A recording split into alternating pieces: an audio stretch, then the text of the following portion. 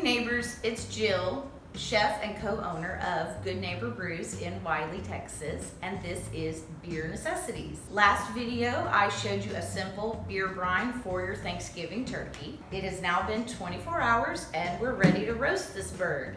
Before I preheat my oven, I'm actually gonna remove one of the racks from my oven and set it aside. That your turkey isn't gonna fit into your oven with two racks in it in a standard home oven. I'm going to leave one rack in at the second rung from the bottom. Now we preheat. I preheat my oven to start with at 500 degrees.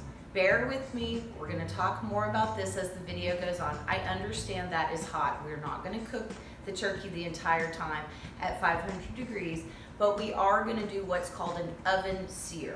We start off hot and then we bring our temperature down. We get some nice color on the skin of our bird by doing an oven sear, and then we bring the heat down to cook the bird through. While our oven is preheating, we're gonna get our turkey ready to roast. All right, looks great. I'm gonna take the turkey out of the brine.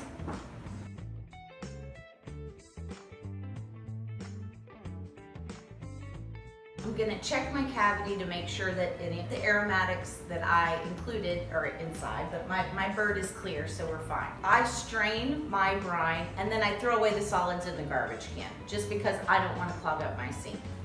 You do wanna take a little extra time. Be sure to get your bird as dry as you possibly can on the outside, because moisture is going to keep your bird from getting nice golden brown. Anytime that you have any meat, if it's wet, you're not gonna get a pretty color. So you're gonna wind up getting that kind of fish belly white or gray, sort of color if it's red meat. So just take your time and make sure you get it nice and dry. You can use your choice of roasting pan. You can use your, something that you have around your house. I personally prefer the disposable pans made for turkey that actually have the handles on the side. Mainly because there's no cleanup involved. Once you're finished with them, you can throw them away. And I don't know about you, but after cooking a Thanksgiving dinner, the last thing I want to do is extra dishes, especially a big old hot turkey pan. So I just get the roasting dishes with the little handles. One tip that I personally do is I use two of them, bunched up together. The reason is, one year I actually used just one, and I had a little tiny micro hole in the bottom, and all of the juices and everything burned the heck out of my oven and the house was full of smoke. The turkey was perfectly fine, but it was a pretty unpleasant day with all of the smoke. So just to err on the side of caution. These are available any grocery store year round, but remember, the handles are one of the more important parts. It is wobbly and difficult without the handles.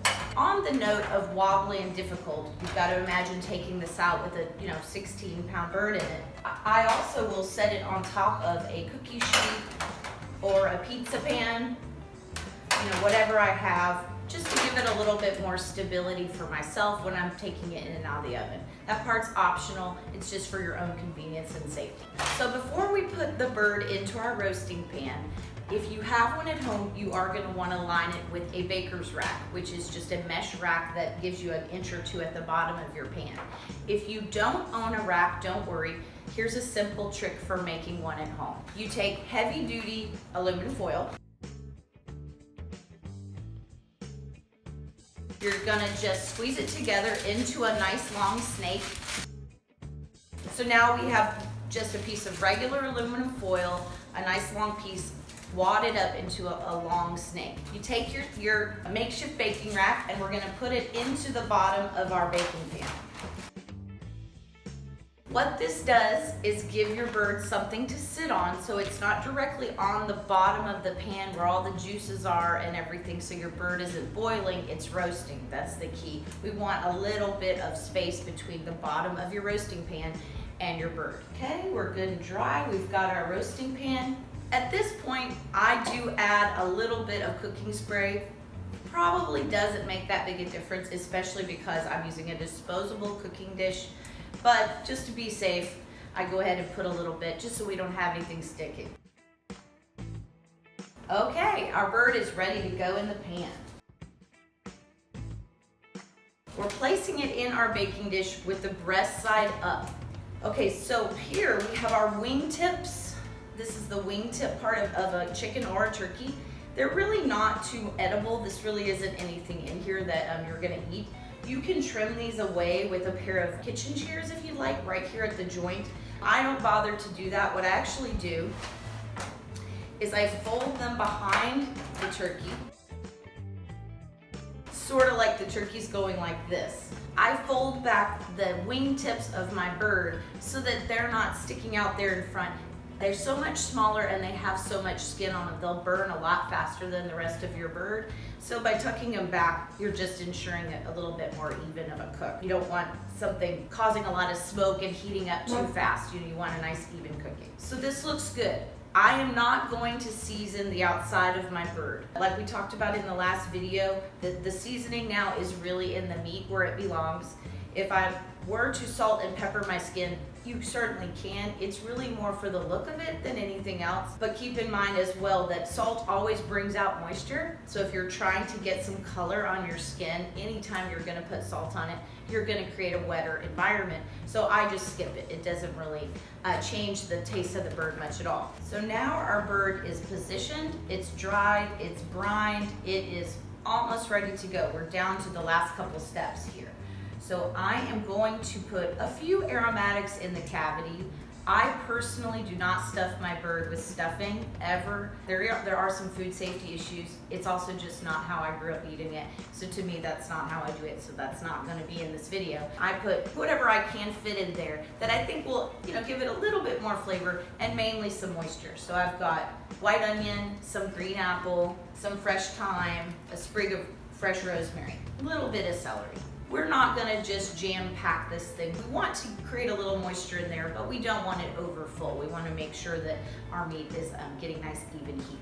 Our final step before we go into the oven is going to be to brush the top of our bird with just a little cooking oil. This can be vegetable oil, canola, whatever you prefer. I will warn you against using butter or olive oil. They have what's called a lower smoke point. They catch on fire quicker. That will mean your oil on top of your bird will actually brown before you really want it to. So just use a regular standard vegetable oil, that kind of thing.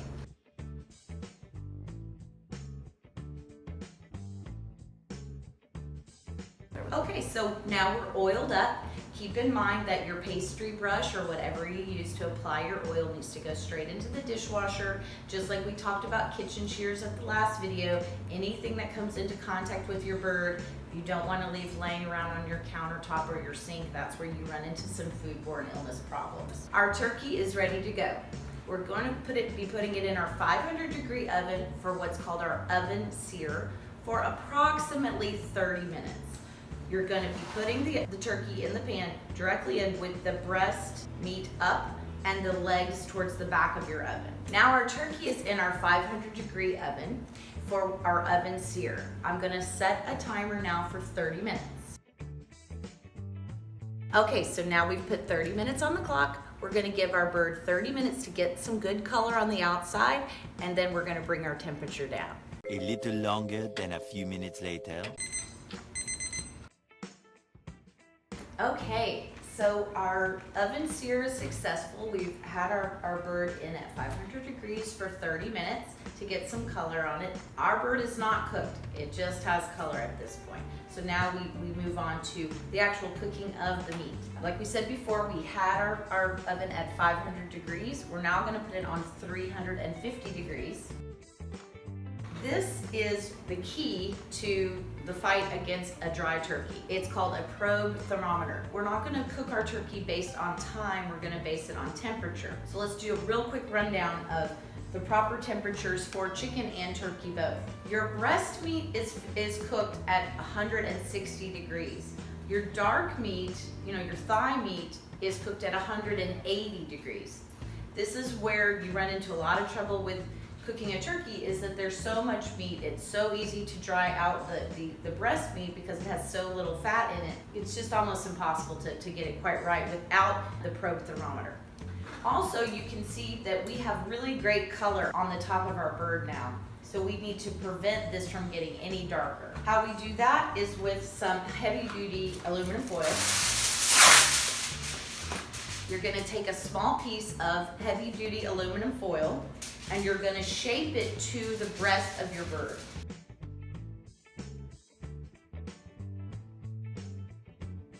So you sort of make a little hat for the top of your breast.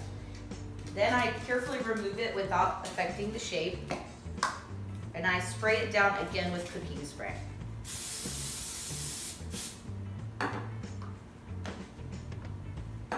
Now we're gonna put it on and leave it. This insulates the driest part of the turkey so that we get all the way cooked without getting too dried out. We're gonna take our probe thermometer.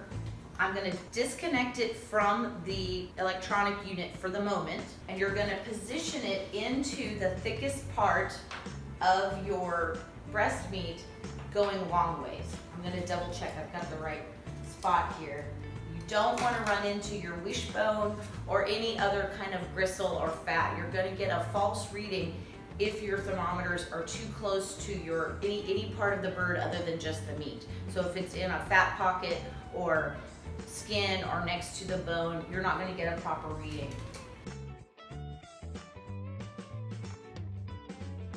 We're going to push that all the way into that nice even breast meat, and I'm going to leave it off of the electronic unit until I have the bird in the proper place in the oven. Our oven is preheated now to 350. Last time we went in, we left our feet towards the oven door, so our breast end was near the back of the oven. This time we're going to do the reverse. The front of the bird is going to be towards the front of the oven. That makes it easier to keep up with your probe thermometer.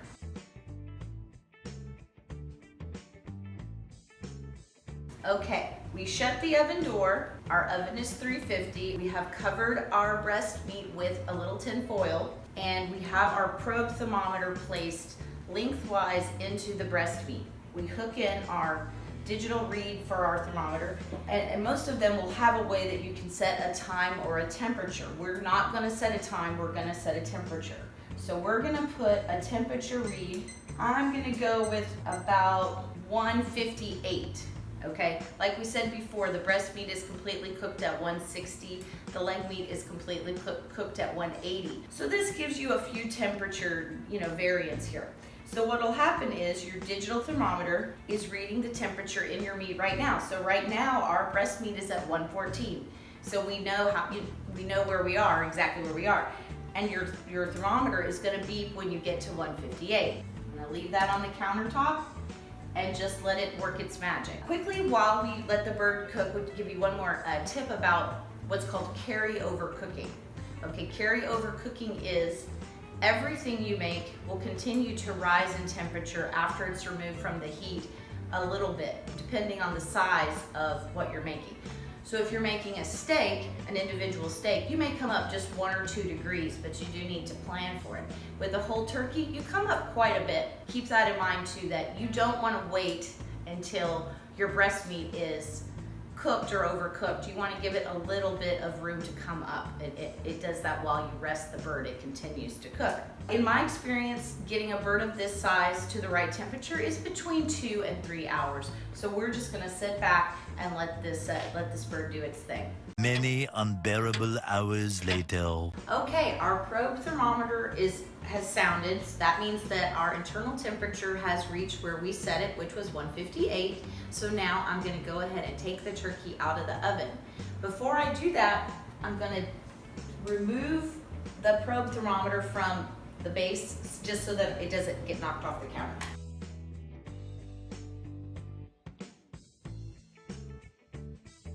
I am going to leave my oven on at 350 in case we have to put the bird back in. We may find that it's not quite cooked all the way, so go ahead and leave your oven preheated for now. Our bird is out of the oven. Our probe thermometer is still in the white meat, the breast meat of our bird, and we had set our probe thermometer to go off at 158. 159, 160 is all fine. I'm going to now remove the probe thermometer, set it aside, and I'm going to remove the piece of aluminum foil that we had put in place to keep our bird from drying out. Looks great. You can see that we did not get any additional color to the top of our bird, even though we cooked it all the way through.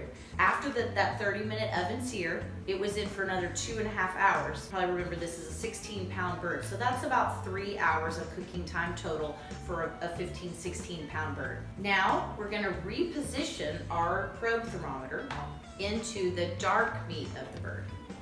The best place to do that is gonna be right where your leg meat is, where your leg meets the breast.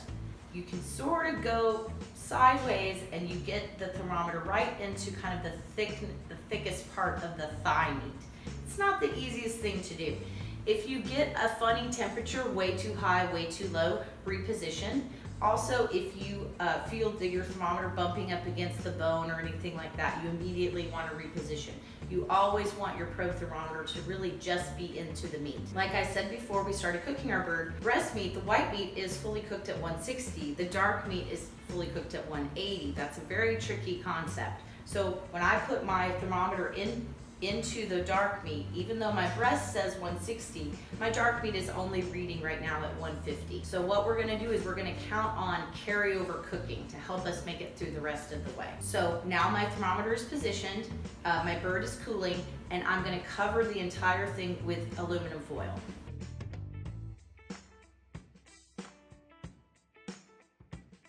Okay, so we've covered our bird. What we're doing here is we're just creating a nice warm environment for our carryover cooking to happen.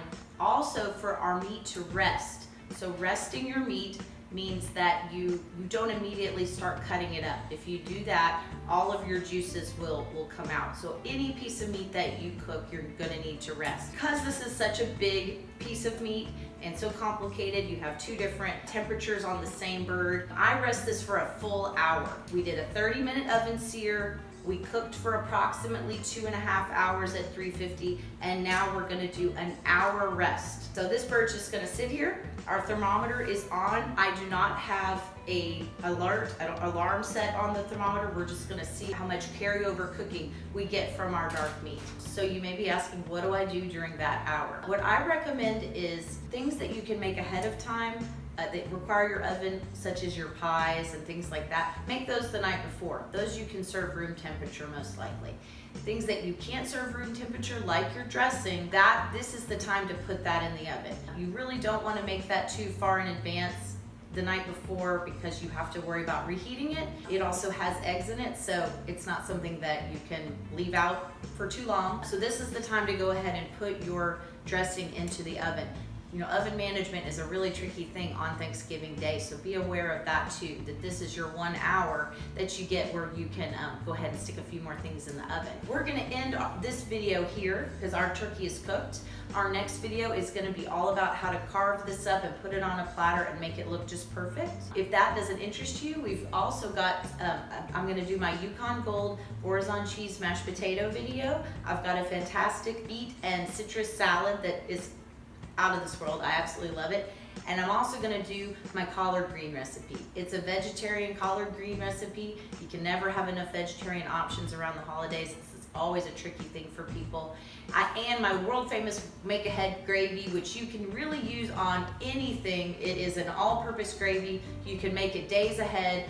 Much simpler than trying to make gravy using your pan drippings the day of when it's such a stressful, busy day. So stay tuned for those. If food isn't your bag, we're also going to do a holiday centerpiece and how to set a classical table with all of the elements.